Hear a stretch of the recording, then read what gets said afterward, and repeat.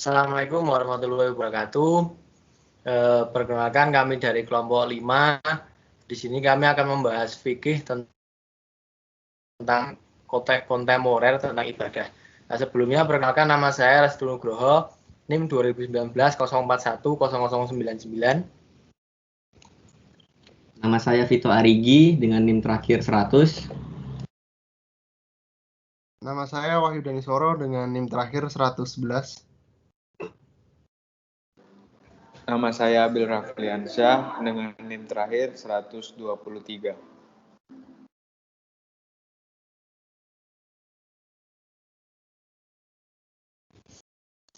Bismillahirrahmanirrahim. Saya mulai. Yang pertama, fikih tentang permasalahan kontemporer seputar sholat. Nah, yang akan saya bahas di sini adalah apa sih yang harus dilakukan makmum saat imam membaca surat pendek.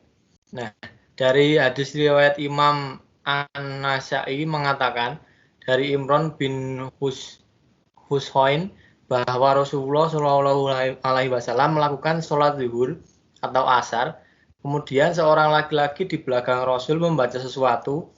Ketika sudah selesai sholat, Rasul bertanya, siapa di antara kalian tadi yang membaca Sabbihisma Rabbikal A'la?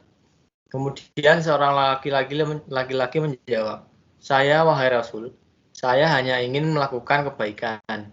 Rasul pun kemudian berkata, aku telah mengetahui bahwa sebagian dari kalian menyelisihi bacaanku. Lihat Abu Abdurrahman An-Nasa'i Al-Mujtaba Minas Sunan An-Nasa'i atau Maktabah Islamiyah 1986 juz 2 halaman 138. Nah, hadis di atas ini digolongkan oleh An-Nasa'i dalam bab tarkul qiraah kalfal imam fi malam yajhar bihi, atau tidak membaca surat di belakang imam yang sedang membacanya dengan keras. Nah, dalam bab lain dijelaskan bahwa Rasul memerintahkan agar tidak membaca surat pendek atau surat itu saat imam sedang membacanya dengan keras. Nah, lihat Abdurrahman An-Nasa'i Al-Mujtaba Minas Sunan An-Nasa'i juz 2 halaman 139. Dari Ubadah bin As-Samit berkata bahwa Rasulullah pernah sholat yang bacaannya dibaca keras. Kemudian Rasul bersabda, janganlah kalian membaca bacaan ketika aku sedang membaca bacaan dan keras, kecuali surat Al-Fatihah. Nah, lalu apa yang harus dilakukan makmum saat membaca surat dengan keras? Imam membaca surat dengan keras. Makmum tak perlu membaca surat kecuali surat Al-Fatihah, karena Al-Fatihah ini merupakan rukun dari sholat. Hal ini senada dengan pendapat Syekh Nawawi yang menjelaskan bahwa makmum tak perlu lagi membacanya dengan keras. Namun tetap membaca saat makmum tidak membacanya dengan keras. Artinya saat imam membacanya dengan keras atau di sholat maghrib, sholat isya itu atau sholat subuh itu si makmum tidak perlu membaca surat pendek. Namun saat imam membaca dengan lirik atau syiriah itu makmum masih perlu membaca surat pendek gitu. Hadis dari Abu Hurairah yang diriwayatkan oleh An-Nasa'i sebagai berikut. Dari Abu Hurairah berkata bahwa Rasulullah Shallallahu Alaihi Wasallam bersabda, sesungguhnya orang yang dijadikan imam itu untuk diikuti. Maka ketika ia membaca takbir, bertakbirlah kalian semua, dan jika ia membaca bacaan, diamlah dan dengarkan. Dan jika ia mengucapkan Sami'allahu liman hamidah, maka ucapkanlah Allahumma Rabbana lakal hamd. Lihat Abdurrahman An-Nasa'i Al-Mujtaba Minas Sunan An-Nasa'i juz 2 halaman 141. Wallahu a'lam.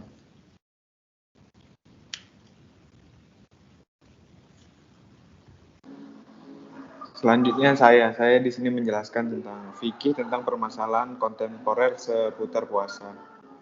Di permasalahan yang pertama itu adalah makan sahur setelah terbit fajar karena tidak mengetahui waktu masuknya fajar.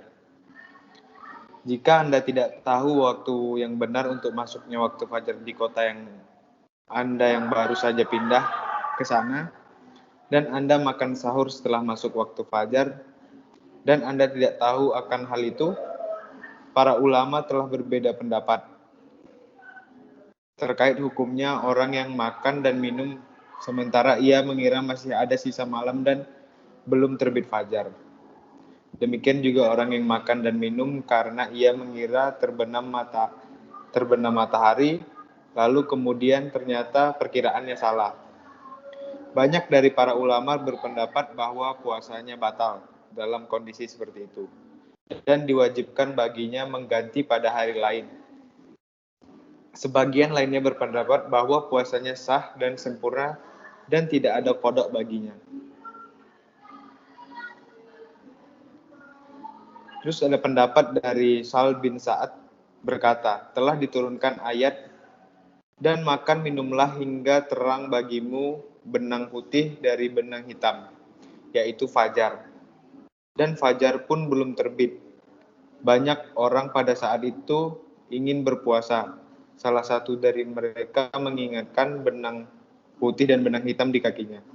Lalu ia pun terus makan sahur sampai ia mampu melihat kedua benang tersebut. Seraya Allah turunkan setelahnya dari terbit fajar, akhirnya mereka pun mengetahui bahwa yang dimaksud adalah makan malam dan siang.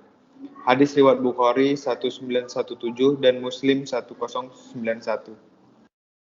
Yang kedua ada pendapat dari Syekh Islam Ibnu Taimiyah rahimahumullah berkata, dan apa yang ia tinggalkan karena ketidaktahuannya bahwa hal itu diwajibkan, seperti orang yang melaksanakan sholat tanpa tumak nina dan tidak mengetahui bahwa hal itu adalah kewajiban. Maka mereka berbeda pendapat terkait dengan masalah ini. Apakah ia harus mengulangi setelah waktunya habis atau tidak? Dan ada dua pendapat yang dikenal, dan keduanya adalah pendapat di dalam mazhab Ahmad dan yang lainnya. Dan yang benar adalah bahwa yang seperti ini tidak perlu diulangi lagi, karena Nabi Shallallahu Alaihi Wasallam telah ditetapkan riwayat dari beliau di dalam kitab Sahih bahwa ia berkata kepada orang Arab Badui yang salatnya tidak baik. Jadi kesimpulannya adalah bahwa Anda dimaafkan karena ketidaktahuan Anda karena perbedaan waktu di kota yang baru Anda datangi, dan puasa Anda sah. Hal demikian telah terjadi kepada sebagian para sahabat radhiyallahu anhu. Dan tidak ada riwayat yang menyatakan bahwa Nabi Shallallahu Alaihi Wasallam telah meminta mereka untuk mengkodoknya. Hanya saja kalau Anda mau berhati-hati dengan urusan agama, Anda dengan Anda mengkodok hari-hari tersebut, maka akan lebih baik dan lebih jauh dari keraguan dan keluar dari perbedaan pendapat sebagian ulama yang telah mewajibkan kodok.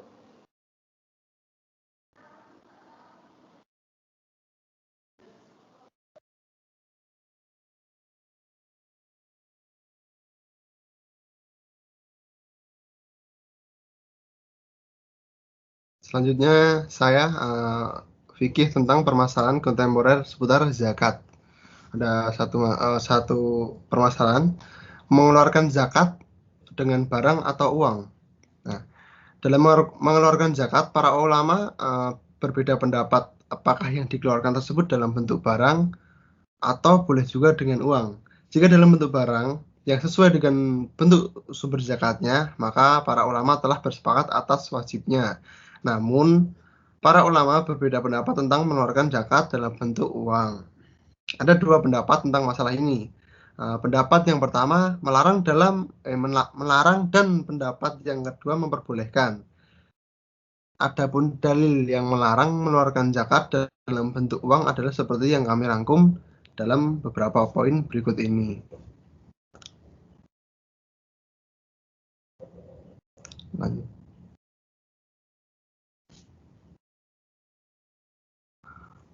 Poin pertama, Imam Harmin al-Juwaini yang termasuk mazhab Syafi'i berkata, dalil yang dijadikan pegangan oleh sahabat-sahabat kami adalah bahwa zakat itu adalah pengabdian kepada Allah, dan setiap perbuatan demikian yang dimaksud yang mengandung unsur pengabdian kepada Allah, maka harus mengikuti perintah Allah. Sebagai contoh, apabila seseorang menyuruh kepada orang suruhannya, berikanlah untuk seekor kambing. Orang suruhannya tersebut mengetahui bahwa yang diinginkan oleh majikannya itu adalah kambing. Dan orang suruhan tersebut tidak boleh menyalahi suruhan majikannya, meskipun orang suruhannya tersebut melihat binatang-binatang lainnya yang lebih bagus dan harganya lebih murah. Di sini dapat disimpulkan bahwa seorang hamba tidak boleh merubah apa yang telah menjadi ketetapan Allah dan Rasul-Nya, meskipun hal itu dilihatnya lebih bermanfaat atau lebih baik. Lanjut.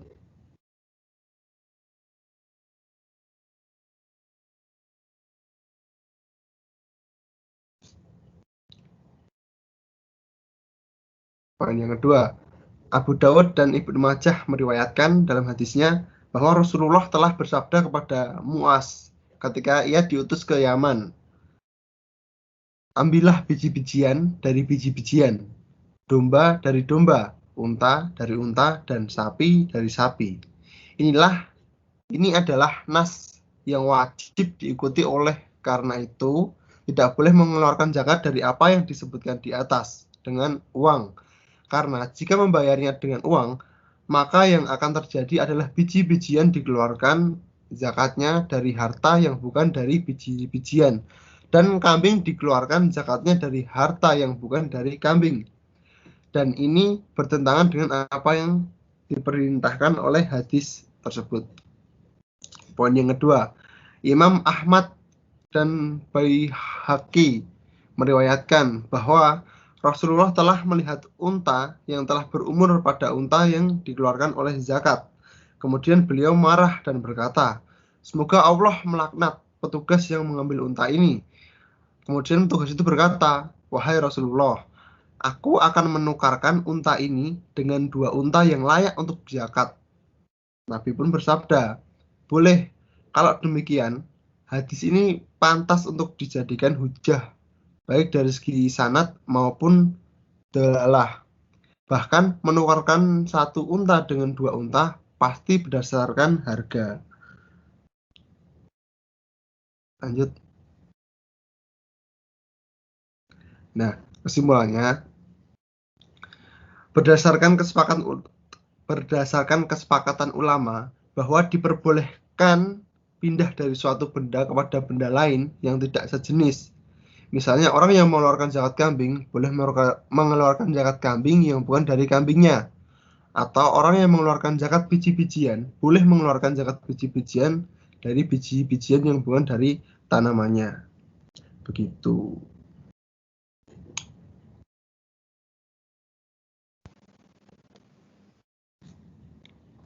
Ya, kali ini saya akan menjelaskan fikih tentang permasalahan kontemporer seputar haji dan umroh.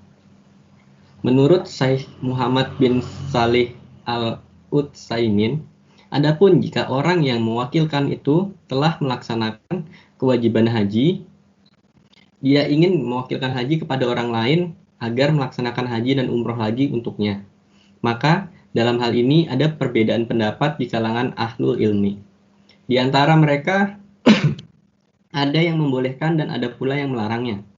Pendapat yang paling dekat menurut kami adalah bahwa hal tersebut dilarang karena seseorang tidak diperkenankan mewakilkan pelaksanaan haji atau umrohnya kepada orang lain jika haji dan umroh itu sunnah. Karena asal dalam ibadah adalah melaksanakannya sendiri, seperti halnya tidak diperbolehkan seseorang mewakilkan puasanya kepada orang lain. Baru boleh setelah dia meninggal yang diwakili oleh walinya. Begitu juga dalam ibadah haji. Nah, haji itu sendiri adalah ibadah yang harus dikerjakan manusia dengan badannya sendiri, bukan ibadah harta benda yang bertujuan agar bermanfaat bagi orang lain. Jika haji itu ibadah badaniah yang harus dilaksanakan seseorang dengan badannya sendiri, maka tidak sah hukumnya menggantikan kepada orang lain, kecuali jika dijelaskan oleh sunnah, yaitu syariat Islam. Tidak ada dalam sunnah yang meriwayatkan tentang adanya seseorang yang mewakili orang lain dalam haji sunnah.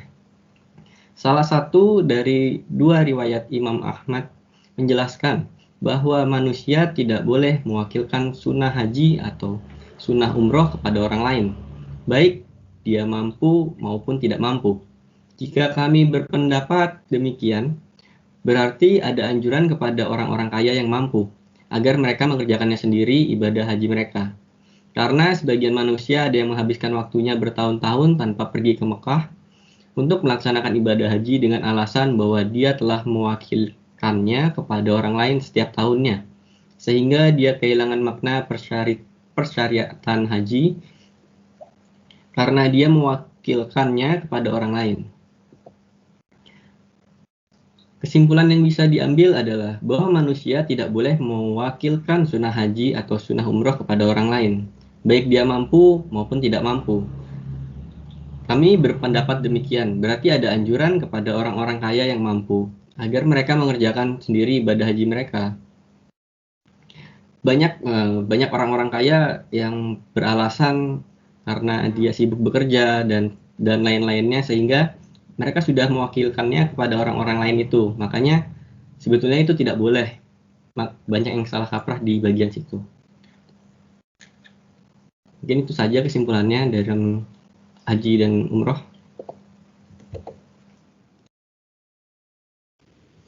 Oke, sekian dulu presentasi dari kami.